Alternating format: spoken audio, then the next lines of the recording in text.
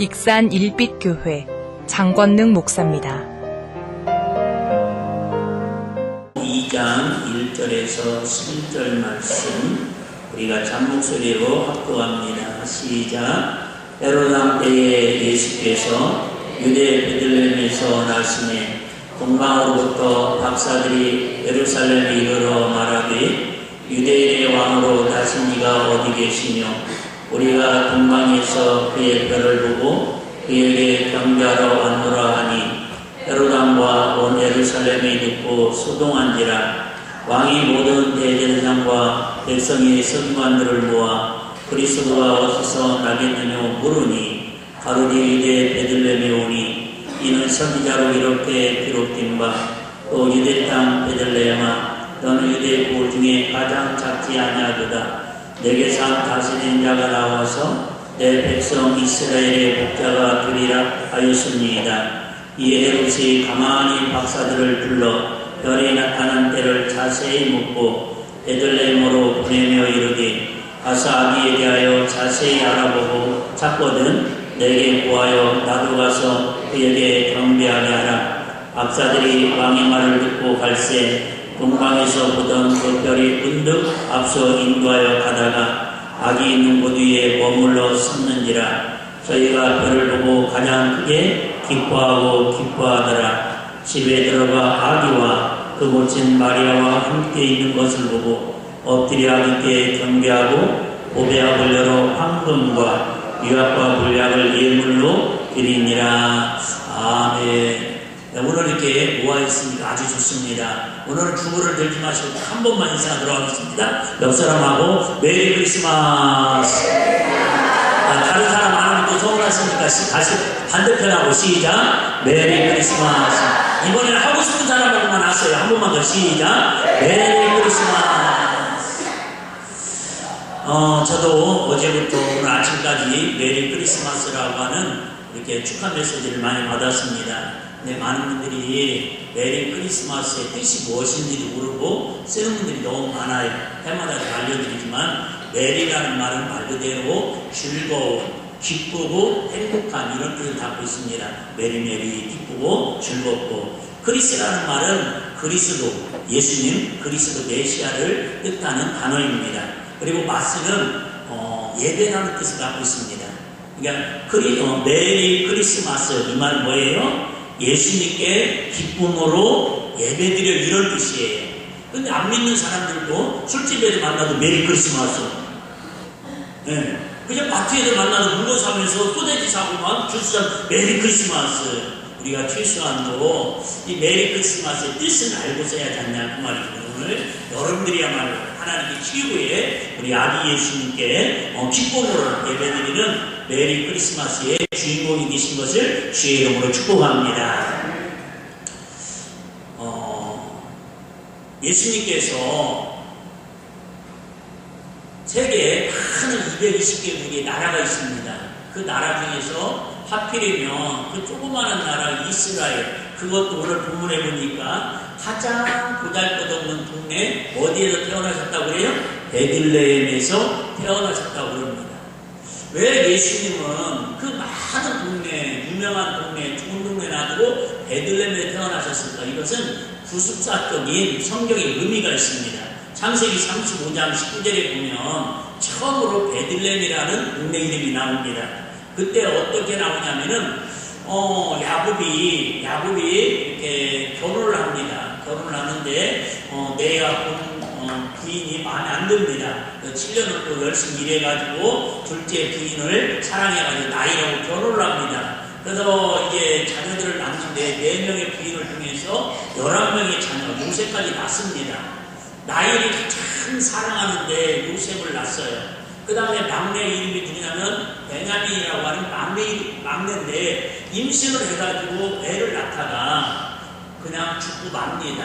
근데 성경에는 야곱의 자손이 12명이 되어야 성경이 완성이 되는 거예요. 구속사적으로 12지파가. 근데 영적으로 보면 마귀가 베냐민을 한생까지 못하게 해가지고 12지파를 못 만들게 하려고 결국은 베냐민을 계속해 죽이려고 했는데 하나님의 특별하신 은혜로 베냐민은 결국은 살고 애를 낳다가 누가 죽어요? 엄마인 라헬이 죽습니다.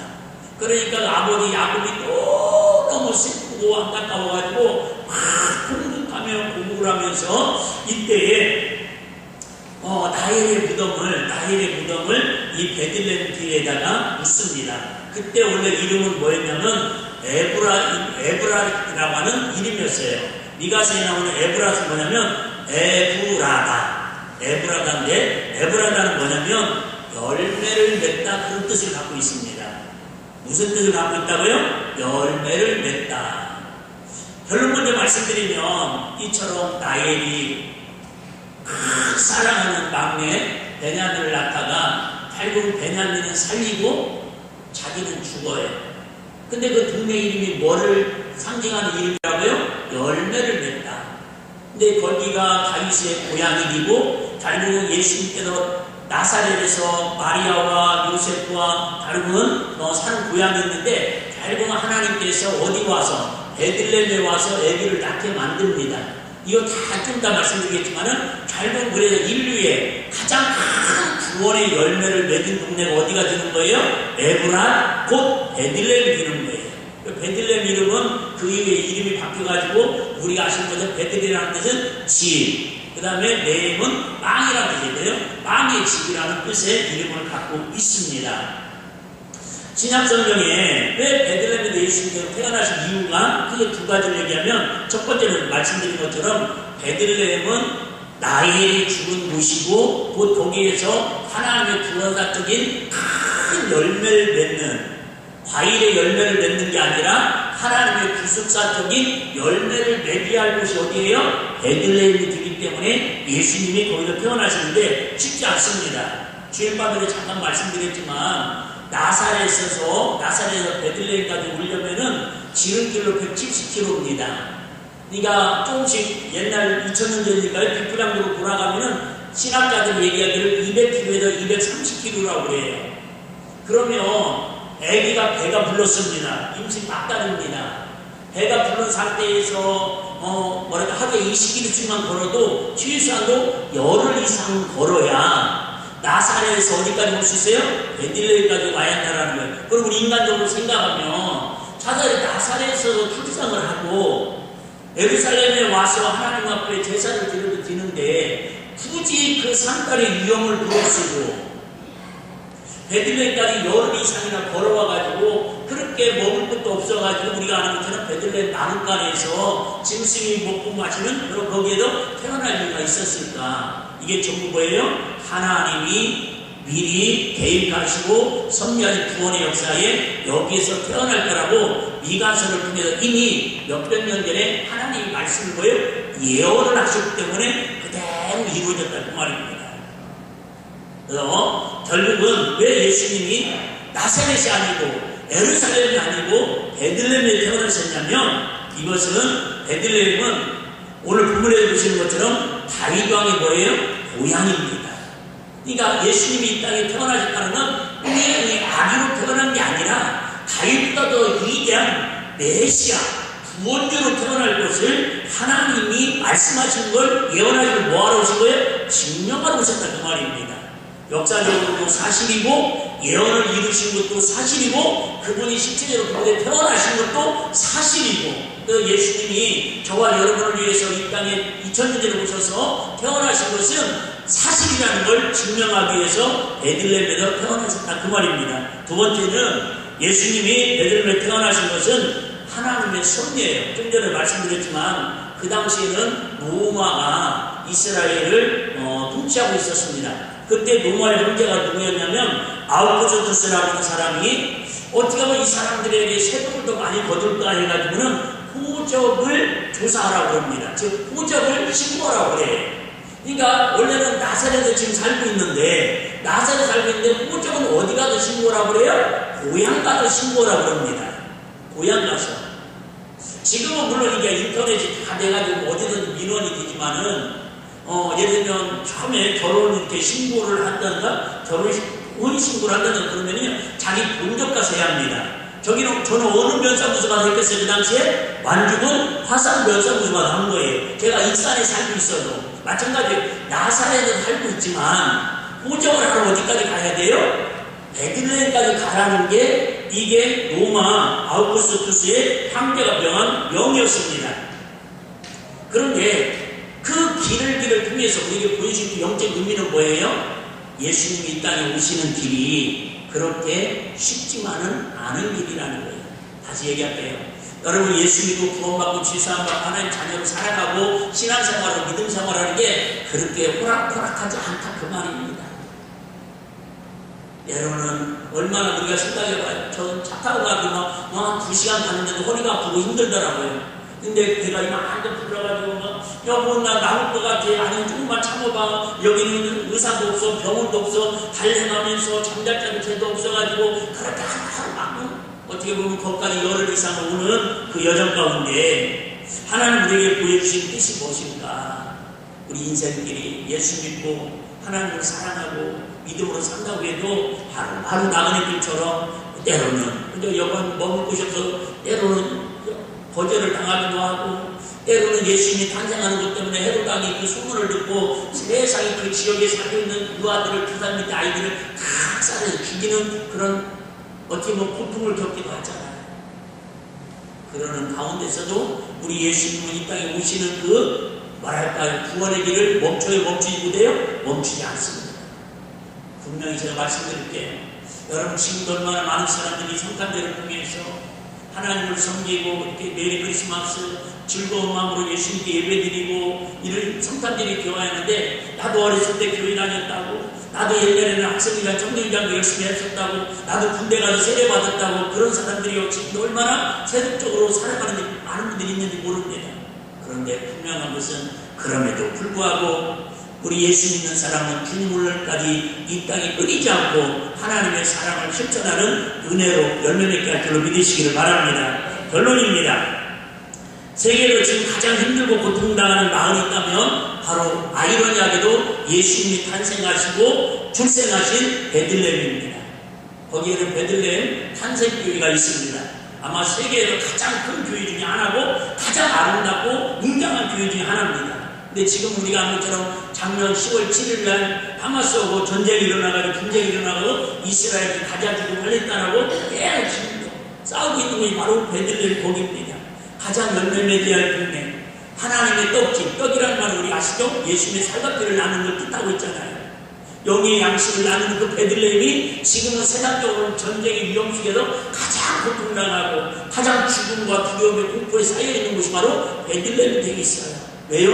예수님이 태어난 게 중요한 게 아니라, 예수님이 태어난 장수가 중요한 게 아니라, 과연 예수님이 태어난 구세주의 믿음을 가지고 열매 맺는 삶을 사는 게가 중요하다는 말입니다.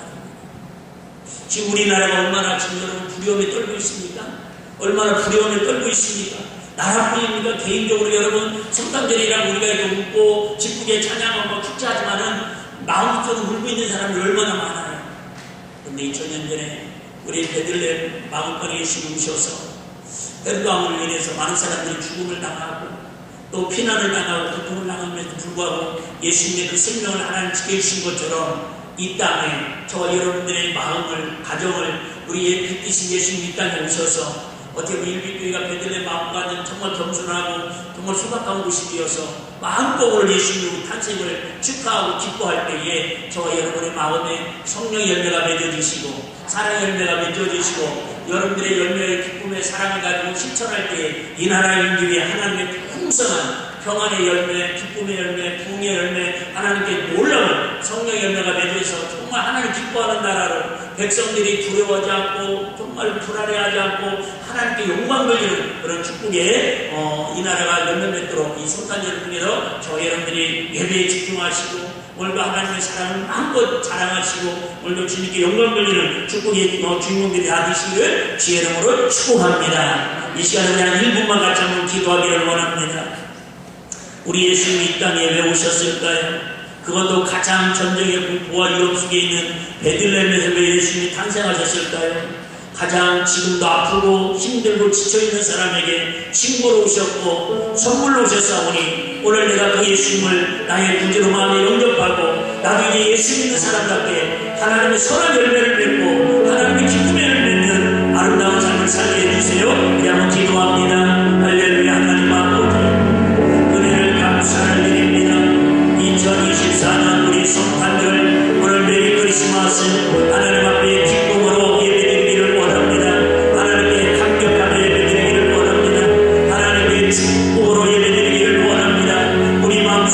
있습니까? 우리 마음속에 위험이 있습니까? 우리 마음속에 누구에게 말 못할 아픔과 상처가 있습니까? 어둠이 있습니까? 아버지 우리 가정에 그런 어둠이 있습니까? 이 나라 이 민족은 이미 그 두려움 속에 공고 속에서 많은 백성들이 아파하고 신음하고 있습니다.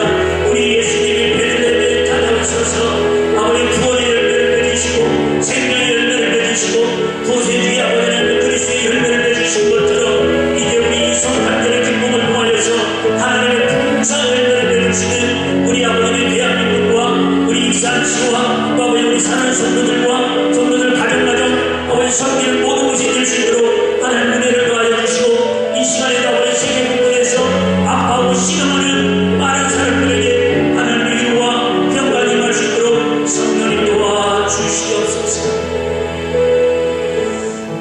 하나님 아버지 우리 예수님은 이처럼 누군가의 죽음의 길을 뚫고 오셔서 우리의 구원주가 되셨고 우리의 길이 되셨고 진리가 되셨던 것을 기억합니다. 때로는 우리가 예수님을 따라가는 데 있어서 마음 아플 때도 있고 상처받을 때도 있고 힘들어 지칠 때도 있습니다. 우리가 아무리 힘들면 마리아가 예수님을 10달 동안 배에다가 만삭이 되어서 200km 이상을 걸어가는 그 여정보다 더 힘든 여정이 있었겠습니까? 우리 혹시라도 예수 믿다가 힘들고 지칠지라도 또 가정에서 엄마의 자리, 아빠의 자리, 부모의 자리, 자녀들의 자리, 학생의 분분을 다하다가 때로 힘들고 지칠지라도 오늘 메리 크리스마스 우리 예수님께 기쁨으로 예배드려요. 이 말씀 기억하면서 베들레헴이 라헬의 죽음을 통해서 결국 다윗 왕이 그곳에서 왕이 되었고 그곳에 예수님이 출생한 것처럼 내가 오늘도 조금 희생하고 누군가를 위해서 사랑의 손을 내밀어서 하나님의 사랑의 열매를 맺게 하시고 가정의 천국의 열매를 맺어가게 하시고 이 나라 이 민족이 하나님 기뻐하는 나라로 큰 열매를 맺어갈 수 있는 아름다운 성탄절이 될 수 있도록 은혜를 도하여 주시옵소서. 우리 2부에 또 드려지는 축하 예배를 통해서 비록 우리가 황금 위한 물량은 돈만 와서는 드리지 못할지라도 우리의 마음과 재능과 시간과 정성을 드릴 때에 하나님 기뻐 받으시고 우리에게는 기쁨과 즐거움과 감사의 축제가 될 수 있도록 하나님 도와 주시옵소서. 감사하고 예수님 이름으로 기도드리옵나이다. 아멘. 우리 찬송 121장 같이 찬양 드리도록 하시겠습니다.